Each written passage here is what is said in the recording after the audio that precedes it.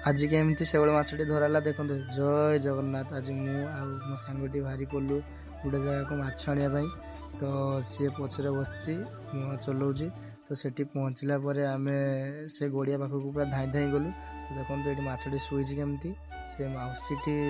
धरिया जाऊँच कि मौसी धरी पारना मछटा तो ये जड़े भाई तो खाली मारुंच हाथ किंतु पड़ू ना माछ हाथ में तो आम दिज ठिया ठिया पलि आसवाई बाहरी कि मौसी कहले रही जा मछटा देखिए धरुची नहीं जी तो आम से ठिया कि समय कि मछटा धरा पड़लानी देखिए आम से भाई की पचारू केवे माछ धरा से कहले सका 7टा बेले तो 7टा बेले आपण मैंने चली आसवे तो माछ नहीं जी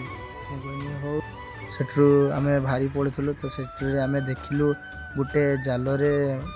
सापटी लगी तो देखिपारे सापटे लगी जाल कि से भाई माछ धरिया प्रोसेस चलता रही जय जगन्नाथ नेक्स्ट वीडियो माछ धरा देखिए।